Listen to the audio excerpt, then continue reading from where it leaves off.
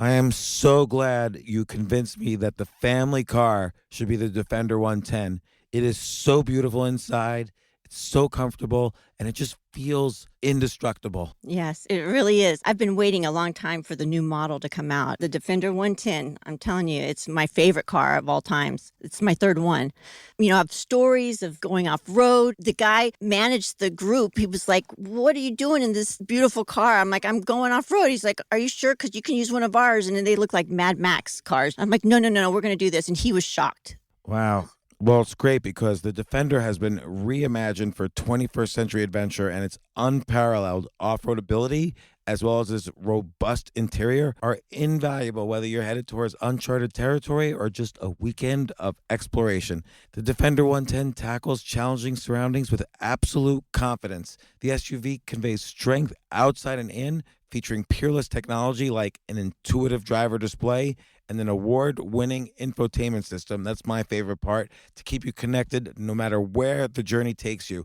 Adventure is unique to everyone, and so is the Defender. Choose from the two-door Defender 90, the four-door Defender 110, or the larger Defender 130 with the ability to seat up to 8 passengers. You'll find uncompromising performance in all three. So pack up and go even further with the Defender 110. Learn more at LandRoverUSA.com/Defender. Capella University is rethinking higher education. With its game-changing FlexPath learning format, you can earn your degree on your schedule and fit your education seamlessly into your life. Imagine your future differently at capella.edu. This episode of the James Altucher Show is being brought to you by the Stansberry Conference Series. If you'd like to meet both James and Josh in person, then be sure to join us next month in Las Vegas as they and over 30 other amazing speakers will deliver brilliant ideas in short, precise presentations that may even change your life. Just go to www.stansberryconference.com/Altucher. Again, that's stansberryconference.com/Altucher. And now here's today's show. Hope you enjoy. And we hope to see you at the conference. Thanks. This isn't your average business podcast, and he's not your average host. This is the James Altucher Show on the Stansberry Radio Network.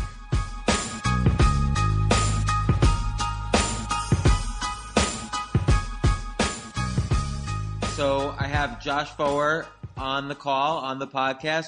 Josh is the author of Moonwalking with Einstein, which he can explain why that's the title, but he's the 2006 U.S. memory champion. And Josh, welcome to the podcast, first off. Thank you. Thank you for having me. And what I really like about your story, I like this kind of genre of journalists who become the stories. You know, like the guy who studies the Scrabble championship and then a year later ends up competing in the World Scrabble Championship. And Stefan Fatsis, great book. Yeah. Wall Street Journal sports writer. And then there's a couple guys who go off to study the World Poker Championship and then become obsessed, and they end up in the World Series of Poker a year later. So there's been like 2 or 3 books in that genre. But you really kind of took it to a whole new level, which is you studied this obscure thing like the U.S. Memory Championship, which no one had ever heard of. And then you put it on the map because then you became, after being a journalist about it, you became the 2006 U.S. Memory Champion.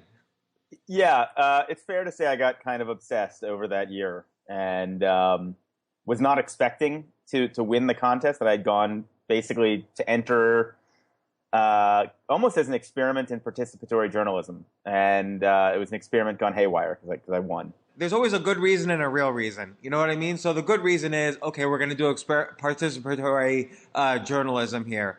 But I'm wondering if there's a real reason. And by the way, I want to get to all of your great memory techniques, and I want to dive into the book. But one thing that occurred to me when I say the real reason is the thing about memory and memory techniques is you're given a deck of cards, and within a minute, you're going to know if you succeeded or failed at memorizing it. So it's this very quick kind of stimulus feedback loop that you get into. And I find for myself, this might not be true for anybody else, but I find for myself when I get addicted or obsessed with that kind of behavior, that maybe there's other things going on in my life where I'm not getting the kind of feedback that I want. So I really strive to get good at things where I can get quick feedback. And I'm just, oh my God, you're psychoanalyzing me here. yes, I'm totally psychoanalyzing you because it just totally reminds me. It's total projection. So I'm more psychoanalyzing myself. But I'm just curious if that was happening in your life, and it could be anything from like being unhappy at a job or in a relationship or anything. Okay, so I have not I have not dug that deep yet into my soul to diagnose this, but now that you mention it, this all happened when I was just starting out as a journalist. And, being a freelance journalist, starting out, I was a year or two out of college. That's a hard way to make a living. I think I was actually going back and looking at my old tax returns, and I made $16,000 my first year. And that was probably doing very well as a freelance journalist. You were living, I think you were living in your mom's basement, right? Well, that's the only way I was able to make it work professionally was I let my parents give me free rent, and so I was staying with them for the first couple of years that I was trying to make it as a journalist. And so maybe that's part of the reason I got so obsessed with this is because, I was trying to make ends meet. Yeah. You were even kind of trying to hide it a little bit, how obsessive you were. Like in the book, you mentioned you were kind of like sort of hiding your lists of random numbers or words when they would come down and visit you. At the time, it didn't seem like a thing to be proud of. Right. Sort of a obsessively geeky competition. But, in retrospect, it was an enormously fun year and a rewarding year. And I would have said that even if I hadn't ended up as the United States memory champion, even if I hadn't ended up writing this book. Well, and actually, I want to get to a lot of that too, because it does sound like it was enormously fun. Like, I loved your whole book. It was a page turner, and in general, I love this kind of genre of participatory journalism, particularly when you win. Like, that's such a great story. So when did you kind of make the leap where you were like, okay, this seems interesting, but now I'm going to start to, I want to better myself through memory learning? There were a couple inflection points. The first one was when did I decide that I was going to try and train my memory? And that happened after I had attended one of these memory contests as a journalist, just purely as an observer, to write a short piece. And that was published in Slate magazine.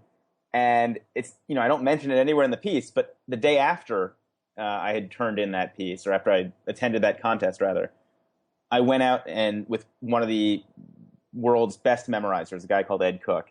And we spent a day together, and he taught me some of these memory tricks, which are, thousands of years old and have this incredible history. And I was totally hooked from that moment on wanting to learn more and on wanting to try to see if these tricks really worked. But then there was another inflection point, which is when I went from like, hey, I'm really curious about whether these ancient techniques could be used to improve my memory, to I am going to try and win this United States Memory Championship. And I don't know exactly what date that happened, or if it even happened on one day, but certainly by a month before this contest, I was like, yeah, I'm in this to win this. Well, it's funny. You kind of spent a lot of time in Europe during that year, and because, as you mentioned, the Europeans were so far ahead of the Americans, by learning their techniques, I think maybe it kind of brought the target closer to you in some sense in terms of the American championship. Yeah, so the dirty secret is I could never win the United States Memory Championship today because, in part probably because of my book. At the time that I entered, the Europeans and to a lesser extent some of the countries in Asia were so far ahead of the Americans in this sport of competitive memory. The Europeans were using techniques that hadn't yet made it across the ocean to the U.S. They practiced harder. And so I went and I wrote about the World Memory Championship. I went to the German Memory Championship. I met a lot of these guys, hung out with them, learned all of their techniques, and then brought them to the U.S. and was the only guy using some of them. And today, all the Americans use those techniques. And today, the best American memorizers are able to compete with the Europeans, particularly the Germans and the Chinese. So like at your peak, I'm just trying to get an understanding, give the audience an understanding of what this means. Like at your peak, what was like the most impressive memory feat you could do? The thing that gets the most wows when I say I was able to memorize a pack of playing cards in 1 minute and 40 seconds. So like, for instance, I would show you a card like 1 second at a time, and you could repeat it back to me. Yeah, I mean, it was a little bit slower than that. So, but not much slower. Yeah. And that was the United States record at the time. I set the United States record of 1 minute and 40 seconds. Today, the record is like 30 seconds today. Oh, it's 30 seconds. So that's totally using like the European techniques. Totally. Using techniques even more advanced than the ones that I was using. So, like, not to be completely naive, but when you broke the U.S. record, were you like, oh my God, I'm the best person out of 300 million people at this, at memorizing a deck of cards? Yeah, that thought occurred to me. It's a really crazy, funny thought to have. But alas, I was only the best for 1 or 2 more years. So I wanted to explore, and again, I want to get into the specific techniques, and I've done a couple of podcasts on the topic of memory, but I want to understand the relationship that you feel is between, let's say, learning and memory, or wisdom and memory. And you discuss this quite a bit in your book, and particularly as history reaches these points like, the art of writing, then the art of bookmaking, and now you can argue, Google everywhere. It sort of lessens the need for specific memory. And I wonder how that plays into creativity and intelligence and wisdom and so on. Yeah, great question. I mean, a mistake that we often make when we talk about memory is to discuss memory as though it were this single monolithic thing, when in fact that's not the case. And our memory is wrapped up in our way of looking at the world and our way of thinking about the world. There's a great sort of example from the science of memory, which is the memories of chess grandmasters. So at a certain point in every chess player's development, they become good enough at playing chess that they can play effectively blindfolded, right? Because they can remember where all the pieces are on the board. And all great chess players eventually reach this point. And one of the best predictors of how good you are at chess is your ability to remember chess games. And so chess grandmasters can remember, games they played years ago. They've got a tremendous memory for chess. You show them a board for a split second, they can look at the board and will remember where all the pieces were. But if you take that same board and you move the pieces around such that they couldn't have arrived that way through a real game, all of a sudden their memories for that chessboard are basically not much better than average. So that's kind of weird. They're looking at the same chessboard. One arrived that way through a game. One, it was totally randomly arranged. They remember the one that arrived that way through a game, and they can't remember the chessboard that was randomly set up. What's going on there, and this is revealing about how our memories work and how knowledge works, is those chess masters were looking at that board, processing it through a lens that basically filters it through every game they've ever played, through patterns, through structure, through a set of rules that make it a chessboard. And that's true of everything that we look at, everything that we experience, everything that we learn in life, is we process it in the light of all the memories that we have floating around in our skulls. So, memory and knowledge, memory and expertise, memory and wisdom are intimately locked up with one another. You can't actually separate them. Being a great chess player is the same thing as having a great memory for chess. You bring up a really good point, because so I think one of the words you might have been searching for there with chess was a chess grandmaster will look at a board, and instead of seeing 64 squares, he might see 5 or 6 chunks. So he'll see, okay, it's a castled king, and there's an open queen file, and there's double pawns on the knight file, and so on. And the only reason I know this is I was actually in those studies initially, like 30 years ago or 35 years ago, because I'm a chess master. So the grandmasters who participated in this study, they would see 5 positions for like 10 seconds, and then could reproduce about 60 or 70% of them in a couple of minutes. But then, like you say, when they were given just random positions, they were no better than, let's say, me, who was an ordinary master, and I, of course, was better than ordinary players. And so it was an interesting study. But without that ability to chunk, you wouldn't be able to be a chess master or a chess grandmaster. Yeah, and this is going on in all walks of life. So there is something that each one of your listeners has a great memory for, some domain that they have a great memory for. And it might be baseball, it might be cooking. it's typically the thing that they are passionate about, interested in, care about, devoted to. A great memory comes with the interest and the set of rich neural networks that you form around the thing that you're most interested in. Right. So you have to kind of love it. So what I'm wondering is when you got really skilled at memorizing decks of cards and lists of words and poetry and lists of numbers, did that translate to better memory in any other area of your life? The answer is no. And surprisingly, the answer is no. Like, let's say you read a book. Like, yeah. Do you remember it a month later? No more than other people. In fact, this is a key insight here. When I said that memory is not a single monolithic thing, you can't just turn up your memory juices. You can't turn up the volume on your memory across the board. People have great memories for one domain. They don't have a great memory for some other domain.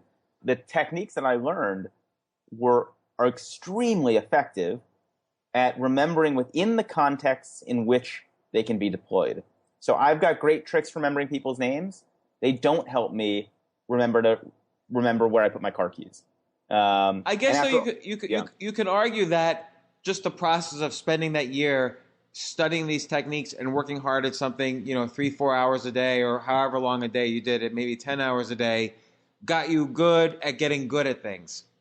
Like, have you seen that talent or skill translate to other areas of your life? So this is something I write about quite a bit in the book. There's a chapter on expertise, on what I call the OK plateau. And I love that chapter, by the way, because that comes from the Bruce Lee quote. Yeah, and I love Bruce Lee quotes. So I remember it. It was something like if you stay at your OK plateau, that's what will kill you. Yeah, you know what? I got to figure out how to work a Bruce Lee quote into my next book. I think I may actually know how to do that. I'm looking forward to it. Yeah. Right. So there are generalizable principles that scientists, psychologists have found looking at how people get to be experts in domain after domain after domain, things that seem to translate. But they are not, I would say, strategies more than propensities, more than I don't know that what I learned in the process of becoming the U.S. Memory Championship was directly translatable to, being a better writer. I'm not sure. Okay, but like you gave the example of your dad, practicing putting and practicing putting for hours and hours at a time, but not necessarily getting better at it. And right. I think it was your dad in the book. Yeah.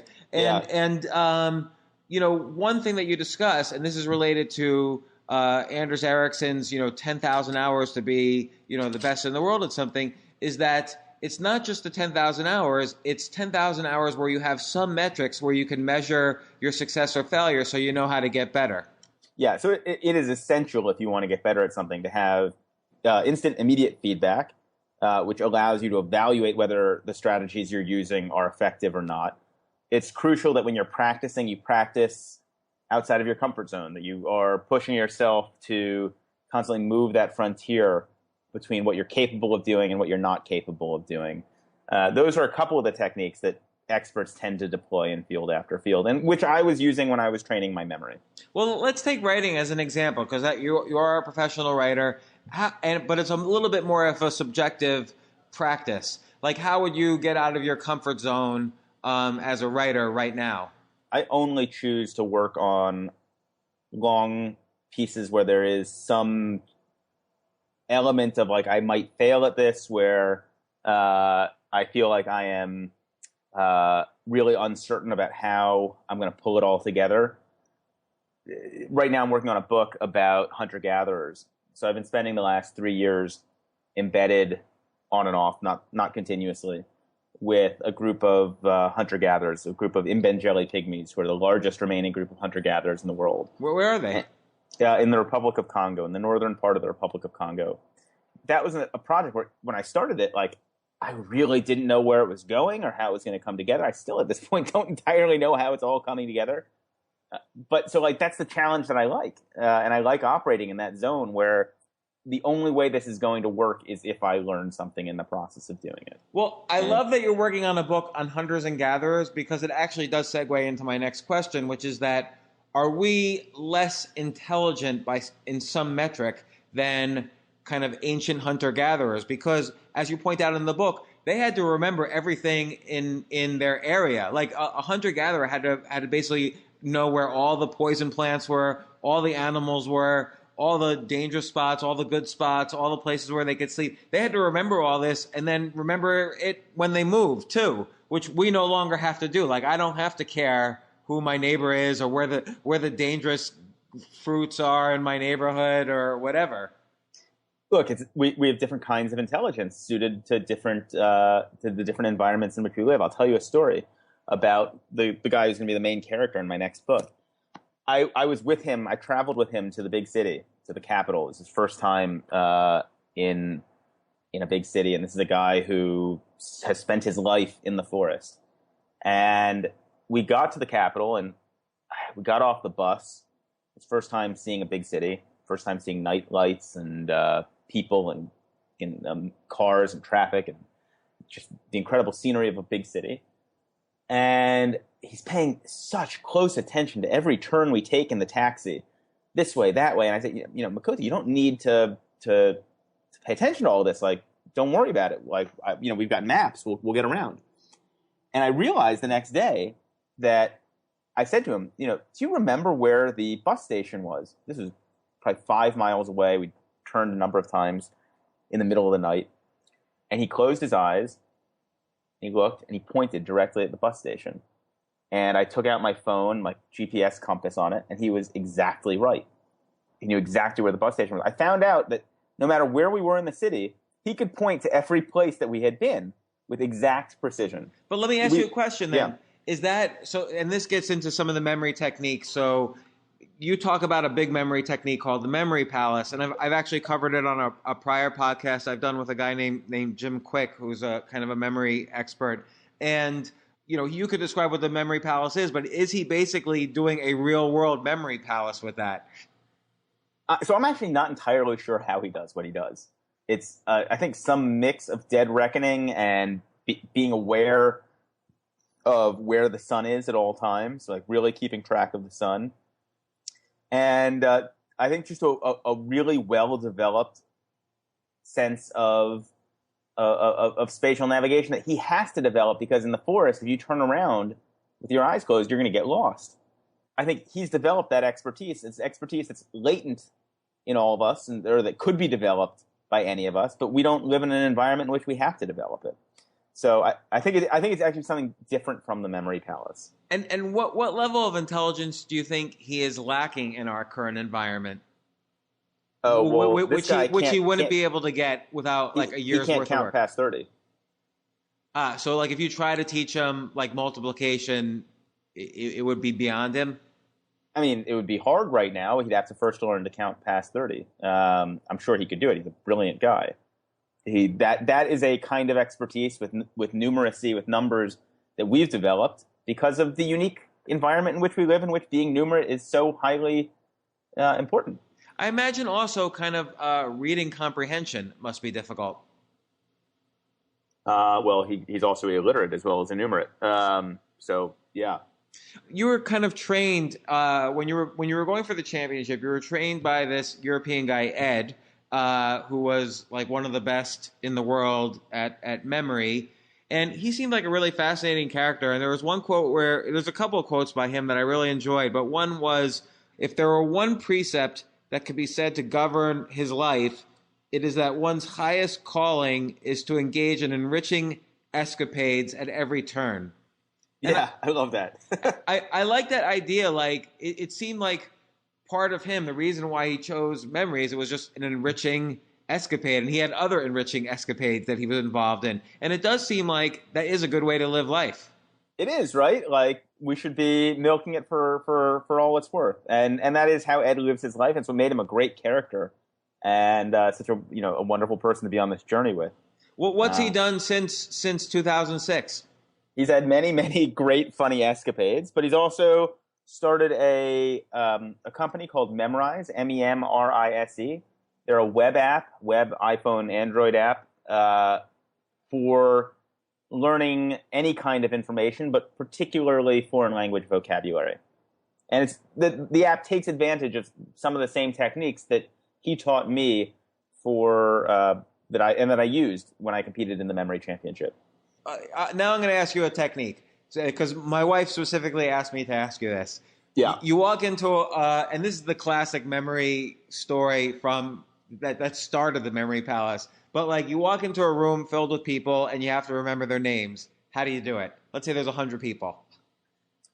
Right. So the key trick is to figure out how to make an association between something about the person's physical presence and the sound of their name. So if I meet you, Altucher, did I pronounce that right? Yeah, Altucher? it's like, I'll touch her fast. Perfect. So that is in fact what I like. I would picture you. I would take a split second and picture you. I'm looking at a photo of you right now, so I'm finding this very easy. I would take a second to imagine you just like acting like a total creep around around like some woman, being like, "Oh, I'll touch her," and like reaching out and like pinching her butt, and that. Taking that second to create that image in my mind's eye is making an association between your name and your face. And it's not a guarantee that the next time I see you, I will remember your name, but I've got an extra hook now in my brain that will hopefully lead me back to your name from your face. Now, that extra hook is interesting because the first hook is, you get my name associated with my face. That's one hook. But then what does the extra hook provide you? Does that mean another part of the brain is also remembering my name? Or like, what's happening neurologically? Yeah. By engaging my visual memory and also auditory memory, because I'm actually hearing you say, I'll touch her. I'm just planting that memory or pieces of that memory in lots of places.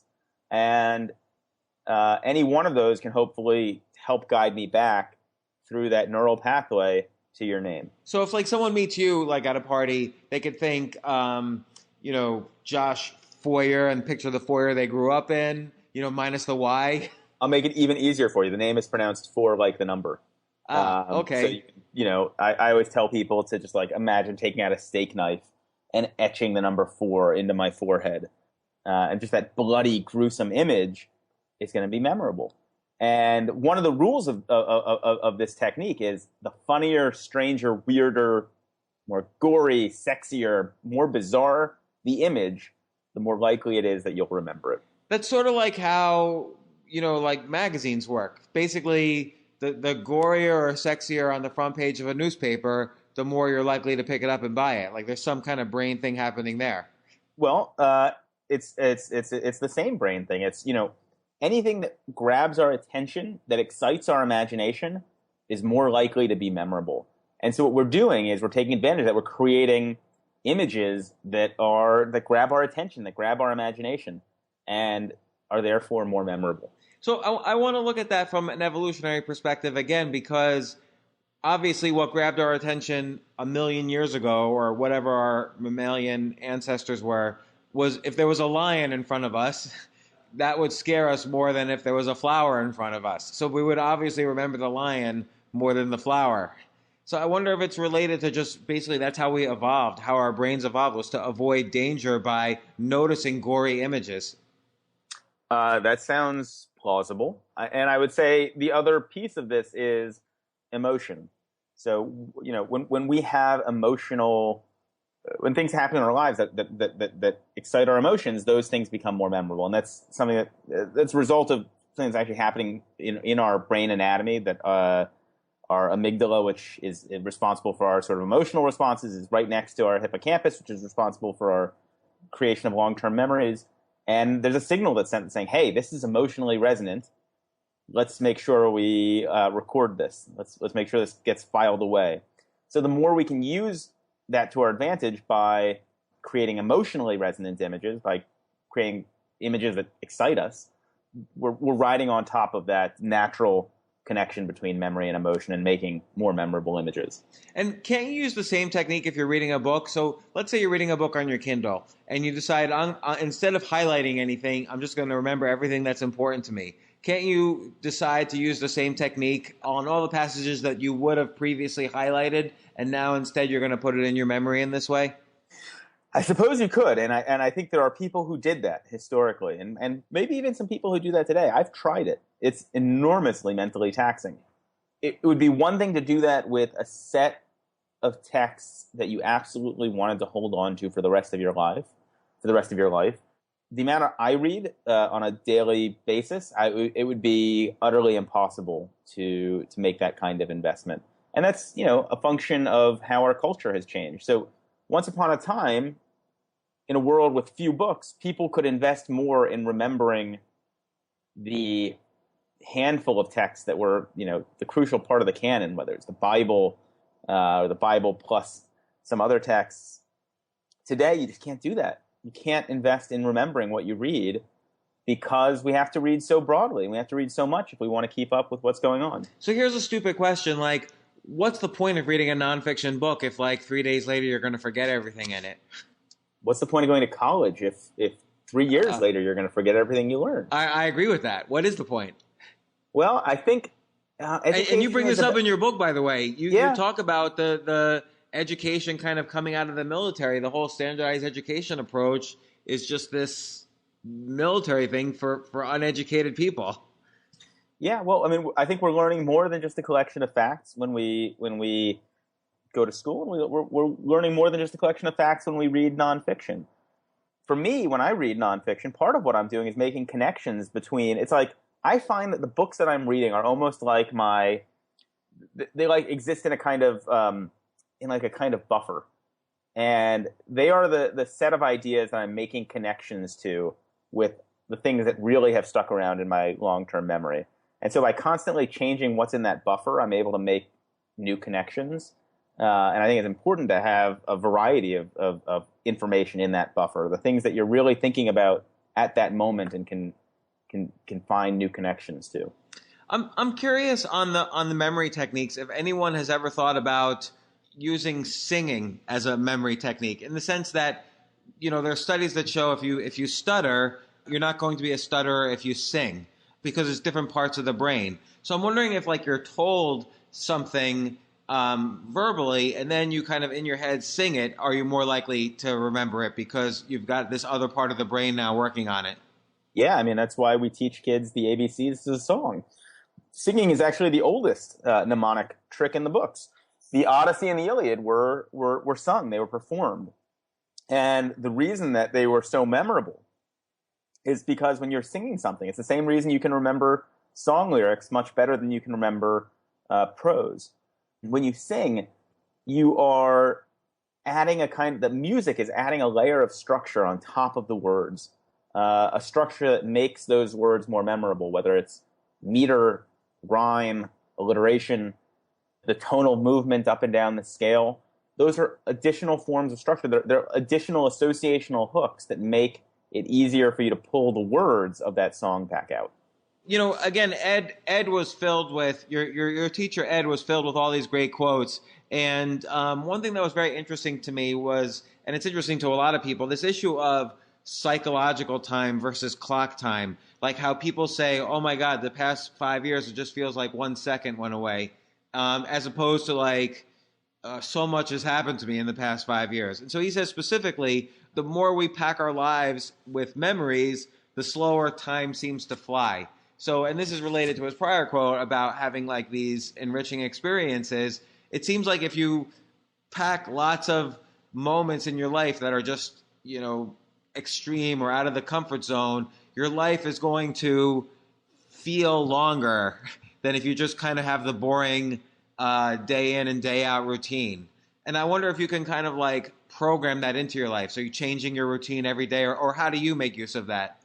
I think a lot of us do program that into our lives. One of the roles that vacations play when we take ourselves out of our normal routine is they create these kind of chronological landmarks in our life, and we start to position other things that happen in our life when we are recounting our life in relation to those chronological landmarks. This happened right around the time of my big trip to Paris. This happened just after that big birthday celebration that we had. We tell our life story around these chronological landmarks. And so the idea is the more you can create those landmarks, the more more life feels full, the more it feels like it's not just one day bleeding into the next. But many people take vacations like once, maybe twice a year. I wonder how you can encode this into your daily life, like how you can very actively change your routine every day. It's a great question. It's a really great question. I think that's the question. Yeah, I always wondered about that. Like I specifically will sometimes list my routine and then try to deliberately say, okay, what can I change and what can I not change? Yeah, and I would say this is worth doing not just because it will of the effect it will have on your perception of time, but because that is the recipe for having a really interesting life. And if you can find ways to just really remove yourself from the comfort of what you normally do from the time you wake up to the time you go to sleep, and if you can do that every day, then that's a rich life that you're leading. There was one character in your book who also fascinated me, Ben Pridmore. He was like, I don't know, was he the world champion at one point? He was the world champion a few times, yeah. And he suggested that perhaps at that time Americans were worse because we were so preoccupied with the future as opposed to Europeans being preoccupied with the past. Yeah, I think that was tongue in cheek. I don't think he was really advancing that view. But it's a fun thing to contemplate. Yeah, it was a fun theory because if you think about it, if I just totally take the stereotype, it seems to apply. Yeah, and I do believe that different cultures are future oriented to different degrees. That's certainly something I've seen with the hunter gatherers I've been spending time with. Is they truly live in the present and don't think that much about the future, and that has profound implications up and down their lives in terms of how they think about savings, how they think about how to spend their time. The idea of investing in the future is really pretty foreign to them. So I do believe that we have different beliefs about time in the past and the future and the present.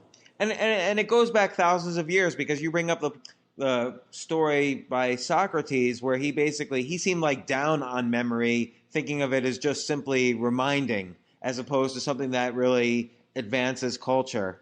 And yeah, I love that quote that you're alluding to, which is Socrates was up in arms over this new technological invention that had appeared on the scene about 2,500 years ago called writing, and he thought writing was making people stupid, it was making them forgetful, and that it was the culture was headed down this slippery slope because we were just gonna outsource our brains to paper, to papyrus, parchment, and not remember anything anymore. And what's amazing is that is so similar to the arguments that you hear made today about Google and smartphones and the technologies that we are in the process today of outsourcing our memories to. So it's a very, very old argument. It's very similar, and there's one difference, although maybe it could be similar. There's studies that show writing helps you delve psychologically deeper into what's going on in yourself. And that's sort of like kind of this byproduct of being a writer is that you have to kind of explore how you feel about a topic even a little more deeply than if you're just kind of remembering things or writing down what you remember. And I wonder, I don't think the same thing occurs when I'm just kind of Googling for facts. Yeah, I think that's absolutely right. Writing requires a kind of depth of engagement, a depth of thinking that we don't normally practice. And that's part of what makes writing so incredibly damn hard, is you got to be doing that with every sentence that you write. And when we're just having a casual conversation, we don't have to be quite as careful or we don't have to dig as deep as you do when you're writing. When you were writing Moonwalking with Einstein, which happens after you win, of course, what did you kind of figure out about yourself from looking back in that way at the process of becoming the U.S. memory champion?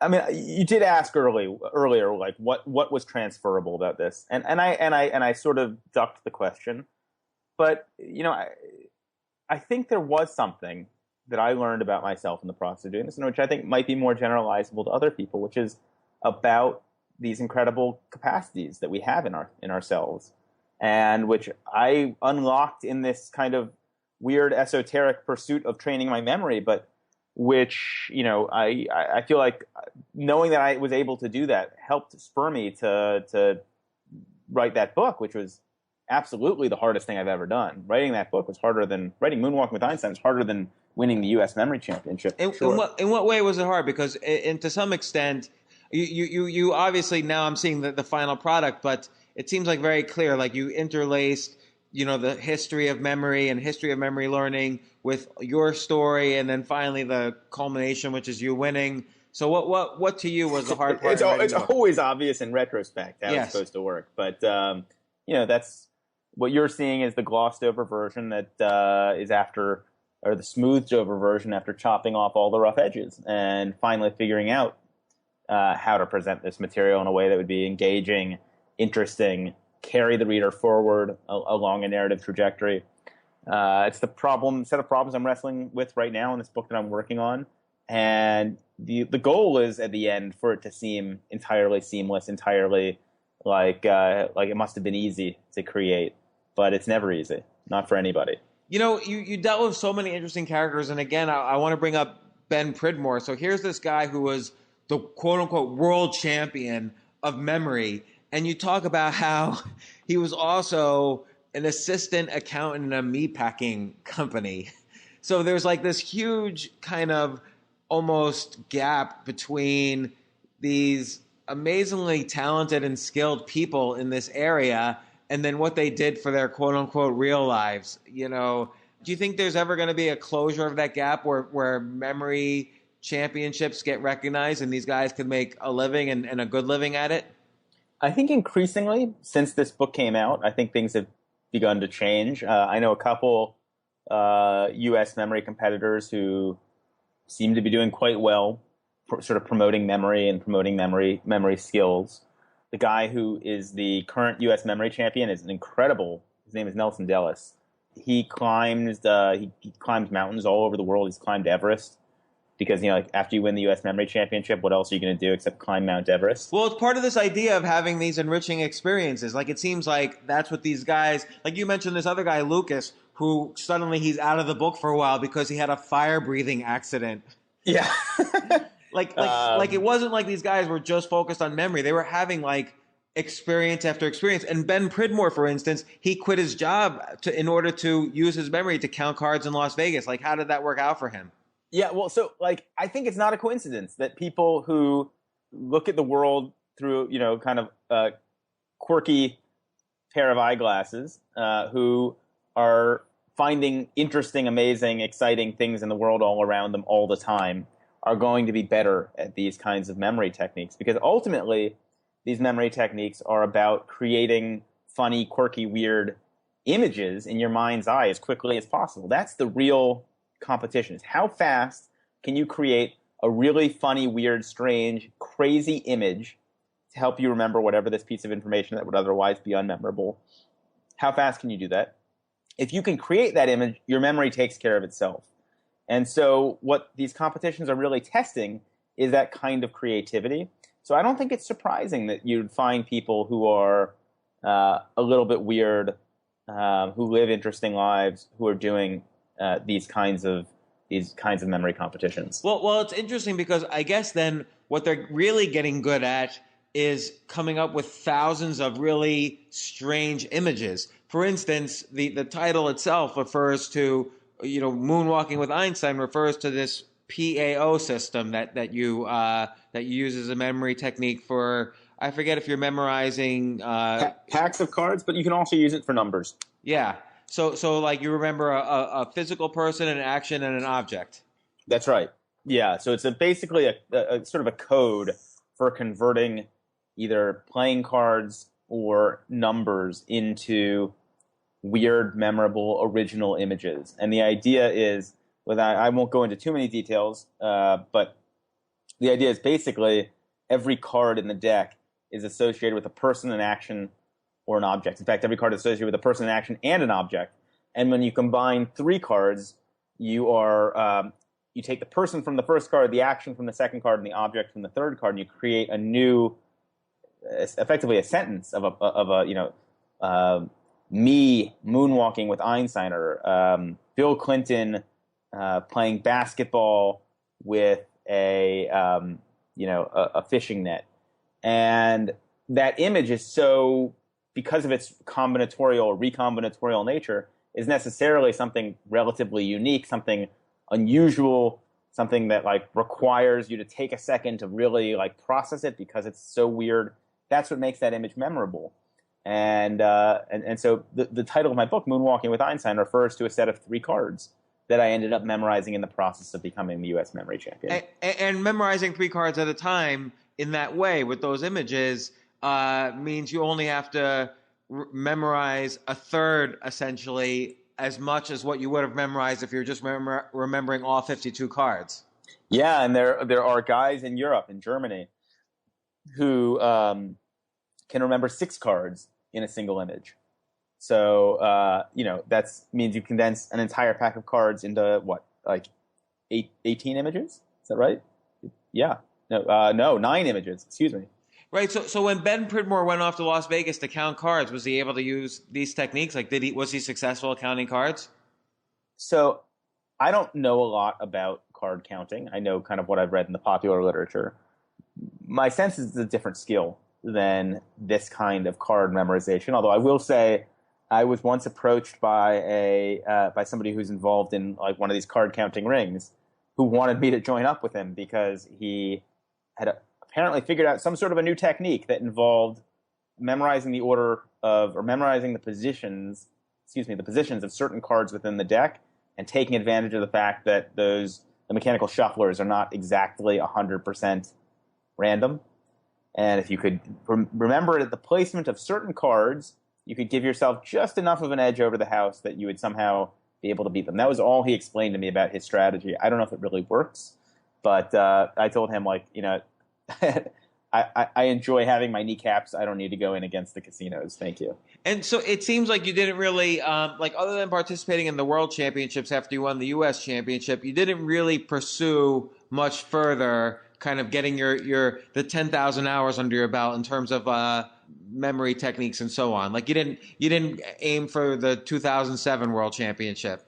I had to make a call. I had to make a decision after winning that U.S. Memory Championship and then going to the World Memory Championship as the official representative of the United States.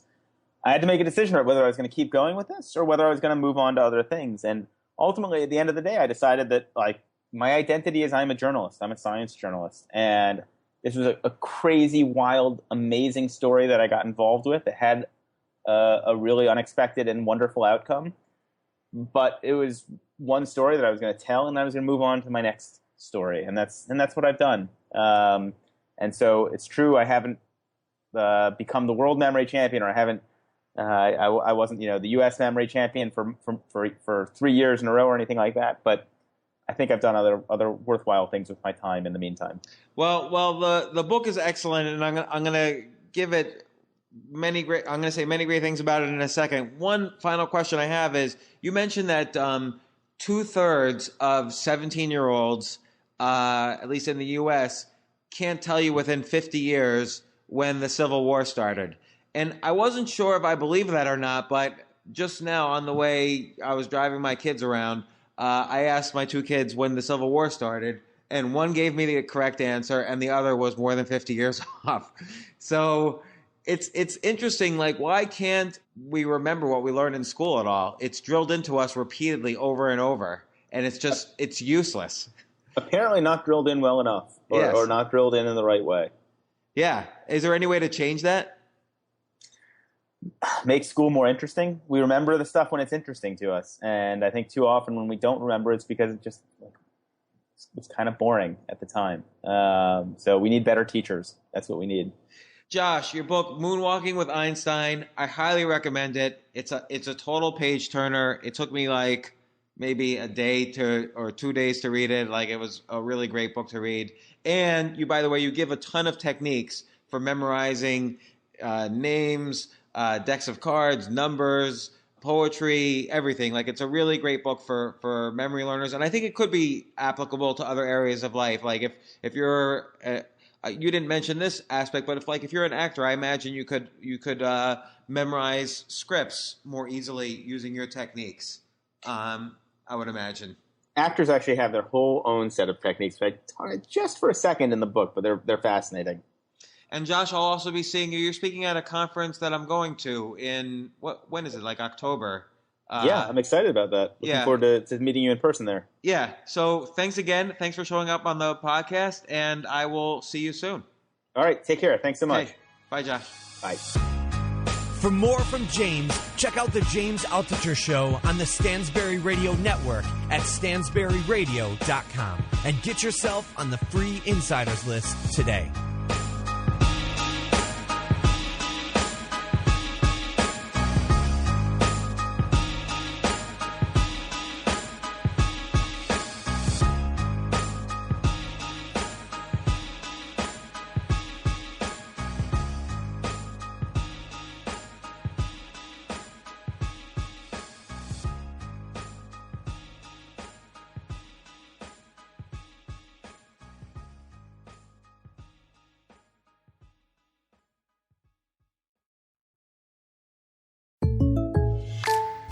Welcome to What If, the show where I, Jake from State Farm, answer your insurance what ifs.